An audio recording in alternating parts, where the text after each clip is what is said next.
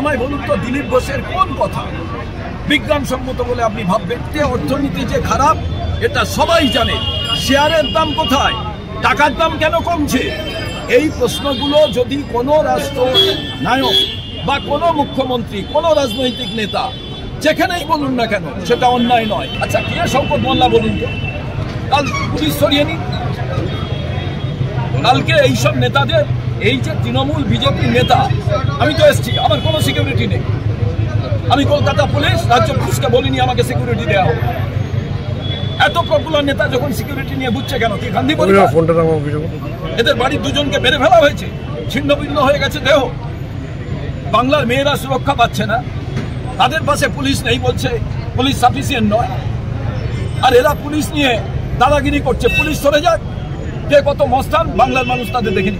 ঐতিহ্য, সেই ঐতিহ্য বিবেকানন্দের, সেই ঐতিহ্য আবুল কালাম আজাদের, সেই ঐতিহ্য সুভাষচন্দ্র বসুর।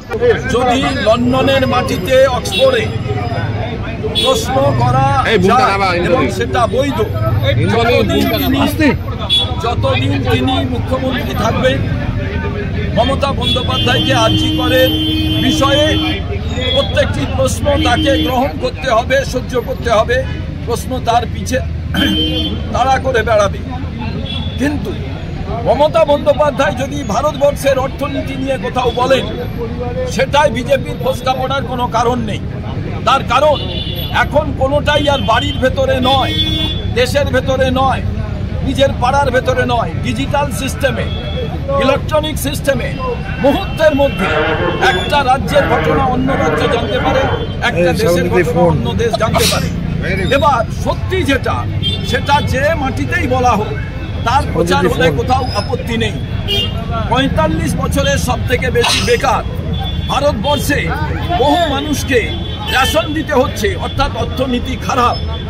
তার কারণ ভারতবর্ষের মাটিতে অর্থনীতি যে খারাপ এটা সবাই জানে। শেয়ারের দাম কোথায়, টাকার দাম কেন কমছে? এই প্রশ্নগুলো যদি কোনো রাষ্ট্র নায়ক বা কোনো মুখ্যমন্ত্রী, কোনো রাজনৈতিক নেতা যেখানেই বলুন না কেন, সেটা অন্যায় নয়। যেমন মমতা বন্দ্যোপাধ্যায়কে প্ল্যাকার্ড দেখানো, প্রশ্ন করা অন্যায় নয়, তেমন মমতা বন্দ্যোপাধ্যায়েরও বিজেপির যে অর্থনীতি বেহাল দশা তা নিয়ে প্রশ্ন করলে সেটাও অন্যায়। আমি চাই যারাই আনপার্লামেন্টারি কথা বলবেন, তিনি কোন পদে আছেন, কোথায় আছেন দেখার প্রয়োজন নেই। তার বিধায়ক পদ, সাংবিধানিক পদ থাকলে বাতিল হওয়া প্রয়োজন। কেন? তাকে দেখে অনেক মানুষ তাকে অনুকরণ করে, তাকে দেখে অনুকরণ করে। তিনি যদি অবিবেচক কথা বলেন, এটা কোনো কথা? মুসলমান সম্প্রদায়ের বিধায়কদের কেন তৃণমূলের প্রত্যেকটি বিধায়ক থানায় গিয়ে এফআইআর করলেন না?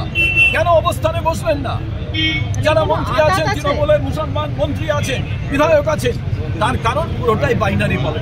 হানাহানি হোক চাই না, প্রশাসনিক গাফিলতা যাতে না থাকে, তাই আমরা সদ্ভাবনা যাত্রার মধ্যে দিয়ে নাকোদা মসজিদ থেকে রাম মন্দির আমরা মানুষের কাছে কথাই বলতে চাই।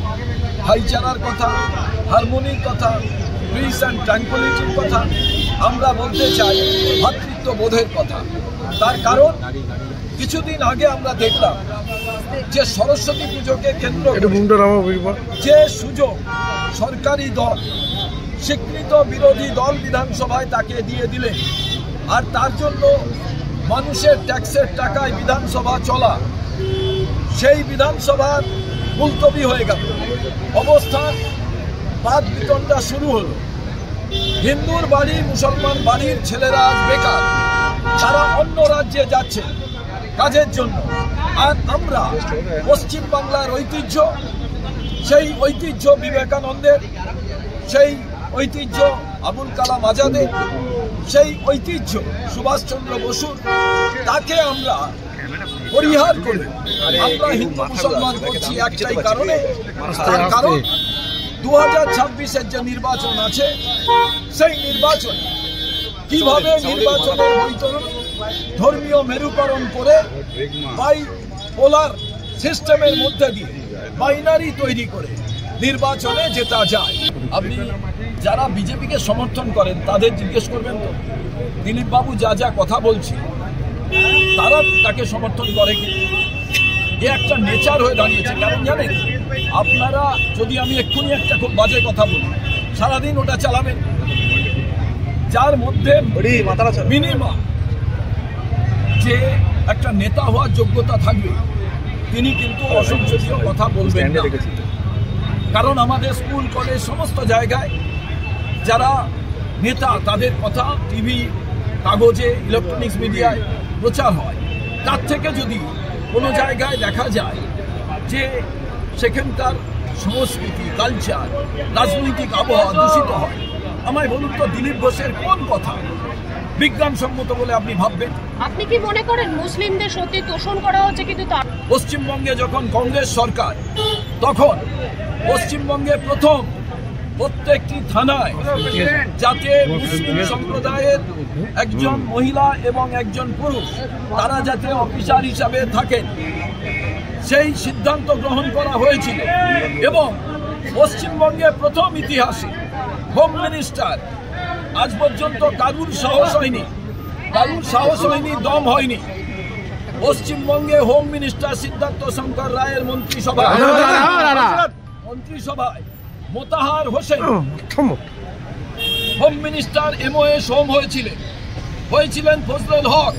ভারতবর্ষে আমরা হোম মিনিস্টার MOS করেছিলাম ডক্টর শাকিল আহমেদ, যিনি এই রাজ্যের অবজারভার ছিলেন। আজ পর্যন্ত কেউ এই ক্ষমতা দেখাতে পারেনি।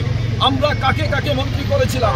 7 জন মুসলমান সম্প্রদায় থেকে মন্ত্রী ছিলেন। এগ্রিকালচার, তখন agriculture, horticulture, animal husbandry, fishery একসঙ্গে ছিল। Power minister, irrigation minister, cooperative minister, minor irrigation minister, আজকে বলুন অ্যান্ড হোম মিনিস্টার। তারপরে কারুর দম হয়েছে?